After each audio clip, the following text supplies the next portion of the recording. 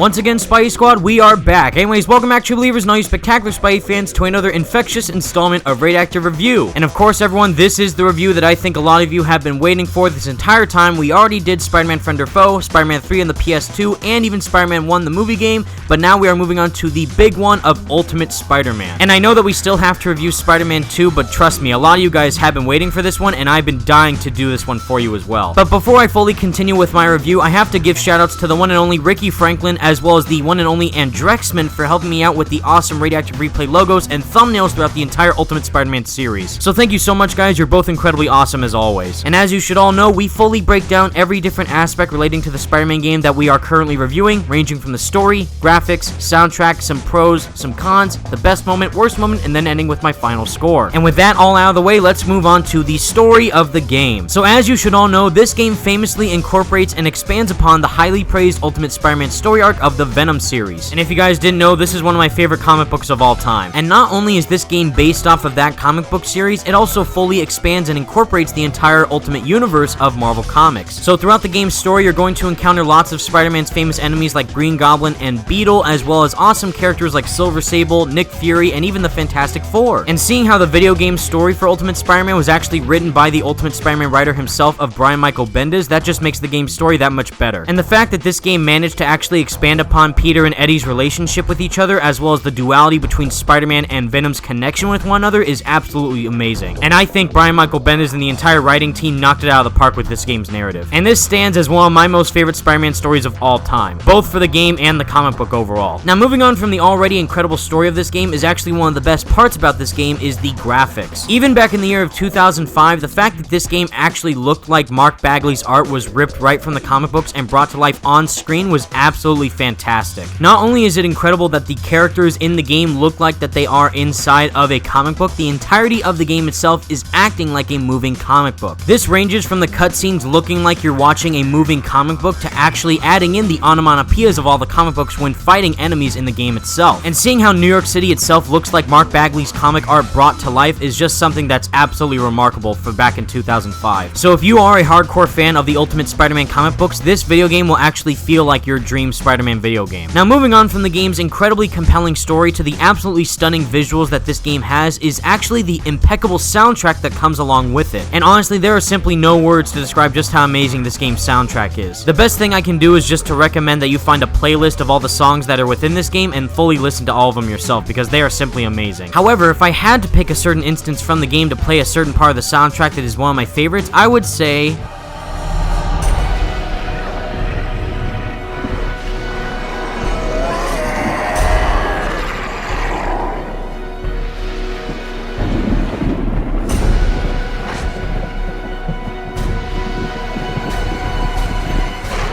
yeah, that's how good this game's soundtrack is. But overall, every time you hear more of the game's music, you'll actually feel even more immersed within the Ultimate Spider-Man game world. And honestly, this is the closest thing that you'll ever have to feel like that you actually are within the Ultimate Spider-Man universe. So moving on from the primary points of the game is actually going on to the cons and the pros of the game itself. So as you should already have expected, this game has barely any cons and a lot of pros. So we're going to start with the cons first and then move on to the pros. So my very first con that I have is that this game doesn't have any difficulty setting. And even though this game was very challenging for me as a kid, it is very easy now when playing it as an adult. And even though the game itself offers a very moderate challenge, it would have been nice if the game actually did come with some difficulty settings. And shockingly enough, moving on to the very last con that I have with this game is surprisingly the tokens. Now, even though the game doesn't force you to collect every single token within New York City, you will want to try and collect them if you do want to unlock the black suit for Spider-Man to wear after you beat the game. And I kid you not, back when I was replaying Ultimate Spider-Man, I said that it took me almost 6 to 7 years to collect every single token in the game just to get the black suit for Spider-Man. And even though the alternate suits in the game don't offer any extra powers when fighting crime in New York City, the one question I keep asking myself every day, was it worth getting the black suit in this game? Probably not, but the suit still looks cool regardless. Anyways, moving on from that, we are going to go on to the pros of the game. So of course, the very first pro that I have with Ultimate Spider-Man is the incredible voice cast. And literally every single individual within this game, ranging from Sean Marquette as Spider-Man to Daniel Capellaro as Eddie Brock, and even Jennifer Hale scale as Silver Sable was incredible. And of course, even James Arnold Taylor as Electro was fantastic. And even though this game's story was amazing regardless, I don't think it would have been as good if they didn't get these specific voice actors for this game. Every time I go back to read an Ultimate Spider-Man comic book, I always try my best to envision Sean Marquette as voicing Peter. And that just goes to show just how amazing the voice cast in this game is. So the second pro that I have with this game is actually the very fun and simple combat that comes along with it. So of course, in the game you have your standard variety of attacks from punches, kicks, grabs, jumps, and webs. But if you're able to mix and match these button presses together, you'll actually be able to pull off some really awesome combos. This can actually range from dealing more damage on enemies by using environmental objects to even using more web attacks with punches, kicks, and grabs, as well as web rodeos, which is awesome. And the fact that the game tries to incorporate some aerial combat as well is very, very fun. And even though you are limited to the amount of moves that you can pull off within this game, the overall combat in the game is very, very fun. So the next pro that I have with the game is that you are set within the Ultimate Marvel Universe. And not only does this mean that you're going to be fighting the ultimate versions of all the Spider-Man enemies like Ultimate Green Goblin and Ultimate Rhino, but you're also going to be introduced to the other Ultimate Marvel characters within this game's world. And to build off what I said earlier in the review, you'll actually be able to race Johnny Storm of the Fantastic Four all around New York City as Spider-Man, interact with S.H.I.E.L.D. as Spider-Man, and also fight Wolverine as Venom. And the fact that Marvel added in all these cameos from all these other Marvel characters in this game is absolutely awesome. So moving on with another pro that I have with this game is actually the very large map that is in this game. So for back in 2005, Spider-Man 2 was the only open world Spider-Man game that came out at the time, and Ultimate Spider-Man was actually the follow-up to that game. And seeing how this was the second open world Spider-Man game that was ever created, the scope of New York City in the game is actually pretty big. Not only is the main island of Manhattan very large for Spider-Man to traverse around, but actually you can explore the other island itself and go to Queens and near Peter's home. Plus, the actual architecture of New York City itself is very appealing to look at, plus you'll actually be able to find certain other Marvel icons that are landmarks in this game's New York. And that just shows all the detail that Marvel and Treyarch put within this game. So moving on to the second to last pro that I have with Ultimate Spider-Man is actually a gameplay mechanic of the game, and that would be chases. So during certain parts of the game, you'll actually be tasked as Spider-Man or Venom to chase a certain enemy throughout New York City. And not only does this gameplay mechanic have a whole new level of veracity when traversing around New York City, but you'll actually be able to chase the enemies in a really fun way. And the fact that you pretty much have to earn a boss fight after successfully chasing after your villain is really, really fun. And I personally loved every single chase that was in this game. And of course, if this point wasn't obvious already, I'm going to make it very clear here, but my final pro with the game is that the game's traversal is excellent. Even though the majority of Spider-Man fans say that Spider-Man 2's web swinging is the best web swinging in any Spidey game, I do believe that this is a very close second, if not third, on the list. The feeling that you get when swinging around the city as Spider-Man, being able to pull off all these incredibly acrobatic tricks while being able to wall run, wall crawl, and web zip everywhere you go is extremely fun and fast-paced. And I do believe that this is one of the few Spider-Man games that was absolutely able to perfectly nail the web swinging in the game. Now, with all the pros and cons out of the way, everybody, we are going to move on to the best and worst moments of the game, and of course, the best moment for Ultimate Spider-Man is obviously being able to play as Venom. Ever since I was a kid, it was my dream to be able to play as Venom in the Spider-Man game, and Ultimate Spider-Man was the very first game to ever do that. Now, granted, there was the 2D side-scrolling beat-em-up Spider-Man game of Maximum Carnage where you actually could play as Venom in that game,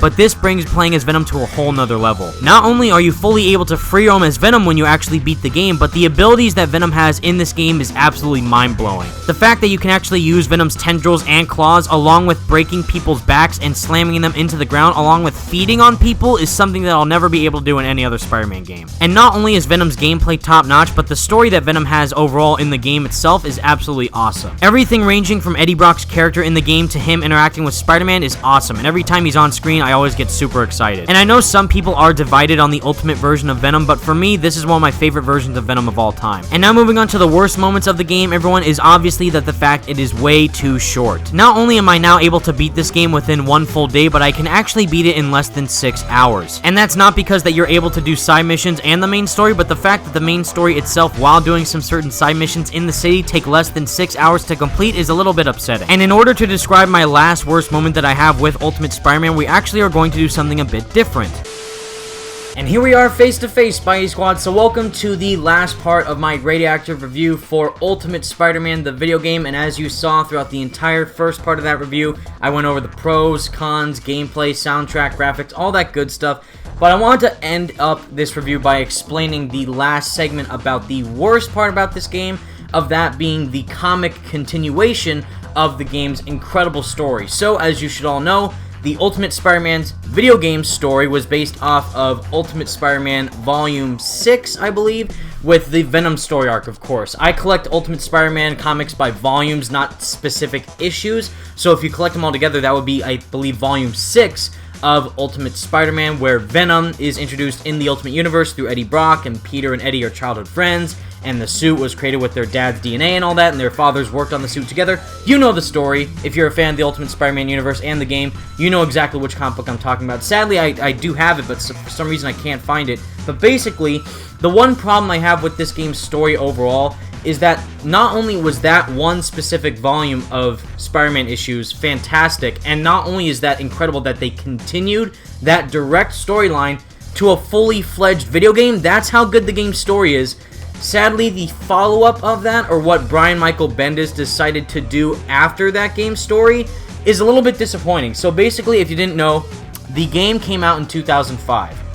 And after that, we had a whole new separate story arc of this, Ultimate Spider-Man War of the Symbiotes, and this came out 4 years later. This came out in 2009, 4 years after Ultimate Spider-Man, the video game release. And as you can see right here, this is the back of the comic book describing everything that kind of follows up from the previous storyline from the game and to this, but I'll read it for you. So basically it says, Venom returns. When Spidey's most fearsome foe strikes, it looks bad for the outmatched web-slinger. But Silver Sable and her Wild Pack may turn the tide. Have they come to save Spider-Man, or is their motive something more sinister?